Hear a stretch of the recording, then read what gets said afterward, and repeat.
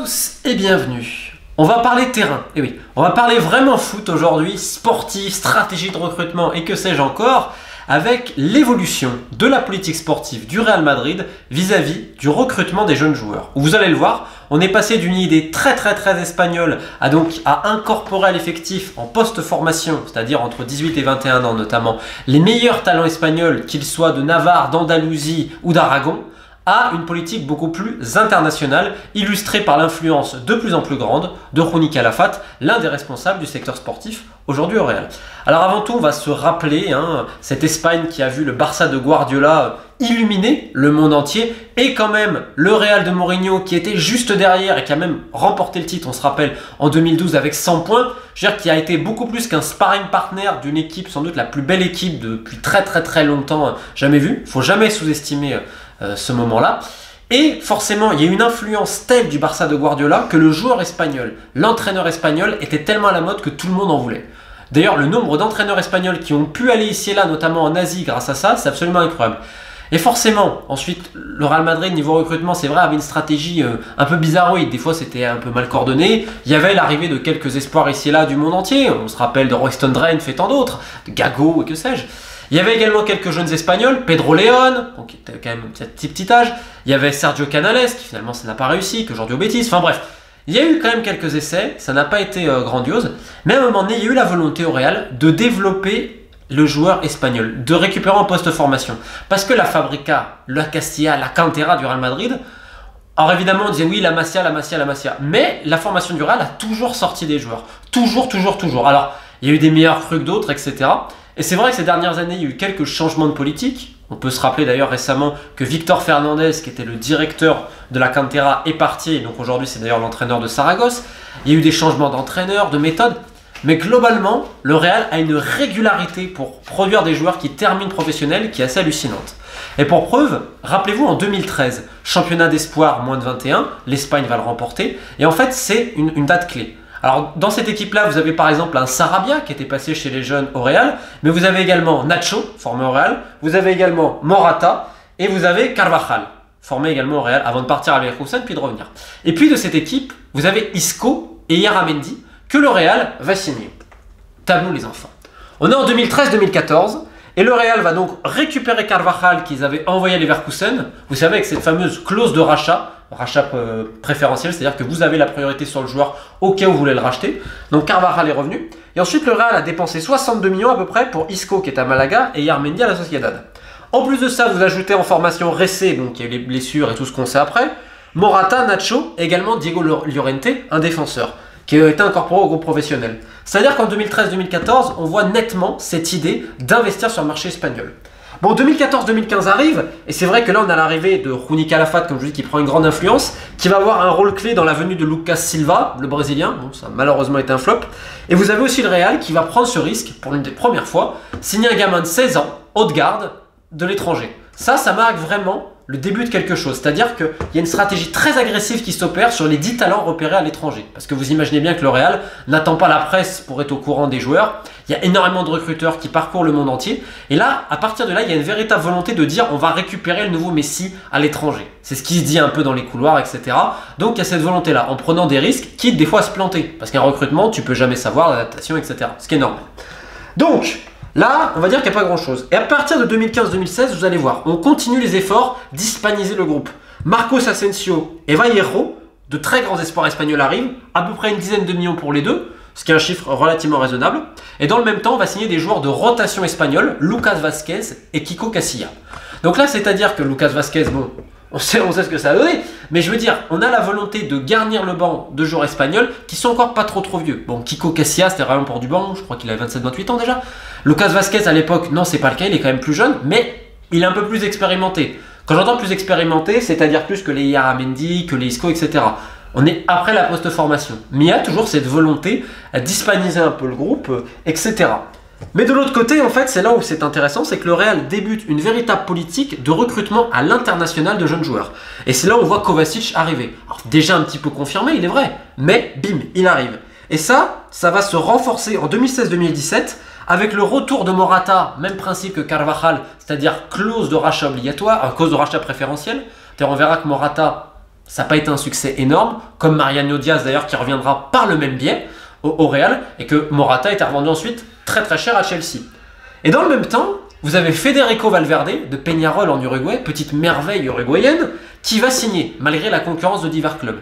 Et là par exemple, le Real a pu surenchérir, c'était très compliqué ce transfert-là, plein d'intermédiaires ont essayé de se greffer. Et c'est vrai que Rouni Calafat a une discussion clé avec le joueur, avec sa famille, etc. Calafat, il est présenté dans la presse un peu comme le nouveau Monchi, etc. Alors je tempérerai parce que déjà c'est pas le même boulot. Quand tu es au Real, tout le monde veut venir quand même au Real, c'est pas les mêmes cibles, on va dire que c'est un autre boulot. Et après je trouve qu'il est vraiment encensé partout dans la presse. Quand je vois certains prix, quand je vois certaines pratiques et tout, bon, je tempérais un peu sur l'influence de Calafat parce que oui, il a eu l'œil, notamment sur Valverde, où ça faisait pas non plus l'unanimité au début, c'est très très bien, mais des pipas, il en a quand même ramené. Hein. Je veux dire, Lucas Silva, tu t'aperçois tout de suite qu'il n'a pas le niveau réel. Et d'ailleurs, si tu repars en 2007-2018, discrètement, il y a un jeune qui arrive également de Sao Paulo, Augusto Galvan, qui vient d'ailleurs d'être prêté en 3e division espagnole actuellement. Et donc, on continue un peu cette politique d'internationalisation, même de la Castilla. Alors, on voit que le Barça aussi le fait, et si tu regardes l'effectif des jeunes du Real, c'est rare. Hein. Tu en as un ou deux, trois. Le reste, il y a quand même une idée de formation, de la fabrica, etc. qui reste. Mais tu commences à incorporer ce processus-là avec l'idée de te dire je vais ramener des jeunes et là je vais les prêter. Segunda B, donc 3e division, Segunda ou Liga. Et on voit que cette progression-là, ça a aidé à beaucoup. C'est le cas de Valverde, qui est notamment parti à la Corogne. Et donc, il y a véritablement une véritable idée et une politique stratégique, même s'il faut bien préciser qu'on parle du Real et que pas tous les jeunes joueurs ne peuvent jouer au Real. Ça réclame tellement de trucs. Et vous allez voir d'ailleurs pourquoi ce changement et cette internationalisation, parce que ça a également à voir non pas seulement avec l'influence de Calafat et de Zinedine Zidane, mais également avec le niveau de performance de cette génération qu'on appelait dorée en Espagne, notamment pour des problèmes de blessures ou de régularité ou d'hygiène de vie un peu douteuse, etc. La régularité, c'est le vrai problème d'un Isco. Les blessures, on se rappelle aussi pour Asensio. Ça quand même, Yaramendi n'a pas eu les promesses espérées. Avant, avec Canales, ça a été pareil. Ça n'a pas toujours été un succès. Morata, est-ce que voilà, c'est aussi une vraie question. Mariano Diaz, quand on le ramène de l'Olympique Lyonnais, on voit ce qui s'est passé. Borja Mayoral, qui était formé au club, pareil. Marcos Llorente, pareil, il est parti à l'Atlético. Donc, comme vous le voyez, il y a toujours cette idée-là. Et en 2007-2018, on a Théo Hernandez. Alors certes, il joue pour l'équipe de France. Mais toute sa formation elle est espagnole. On peut considérer qu'on est dans cette même idée de superviser le marché. Et surtout Dani Ceballos qui venait d'exploser un petit peu au Betis, qui a été racheté pour plus de 16 millions. Donc là, comme vous dites 2007-2018, il y a toujours cette idée d'amener les meilleurs jeunes espagnols pour les mettre en pouponnière au Real et afin de développer quelque chose, ce qui n'est pas bête du tout dans l'idée. L'an passé, on a encore Brahim Diaz qui arrive de Manchester City au mercato d'hiver pour 17 millions et Odriozola qui arrive pour 30 millions, parce qu'il y avait besoin, c'est vrai, de doubler Carvajal, etc. Mais dans le même temps, c'est ce que je vous disais, on recontinue l'internationalisation. Après Odegaard, qui avait été une signature spectaculaire, Vinicius. Là, Vinicius, c'est l'appât de Calafat, c'est des montants très chers, je crois qu'on a 40 ou 50 millions. Et dans le même temps, quand même, tu as aussi cette idée de remettre un peu la formation au goût du jour. Et donc, tu as Reguilón qui va commencer un petit peu à jouer. Reguilón, c'est comme Valverde. C'est quelqu'un qui a été formé, bon là, il a été formé au club. Il a fait divers prêts selon les niveaux. Et à un moment donné, on a fait appel à lui sur le banc, etc. Et après, c'est à lui de prendre sa chance. Mais là, comme vous allez le voir cet été, il y a un changement brutal de cette politique-là. C'est-à-dire que les joueurs arrivés déjà sont quasiment tous étrangers. Or, Alberto Rojo, qui vient de Saragosse et qui a été prêté directement à Saragosse, il est venu pour 2,5 millions. Mais pour le reste, vous avez eu Militao, qu'on peut considérer quand même comme un jeune joueur, même s'il a de l'expérience. Jovic, c'est pareil, il a de l'expérience, mais bon. Rodrigo, là on est dans le très jeune, et Kudo, là c'est vraiment ce que je vous disais auparavant. C'est la même logique que les Vinicius, que les Valverde. C'est-à-dire des jeunes qui ont très peu d'expérience au niveau professionnel, qui viennent de part et d'autre, et qu'on amène. Alors évidemment, derrière Kudo, tu as également une logique marketing, mais pas que. Tu vois que c'est pas un joueur pipeau, hein, loin de là.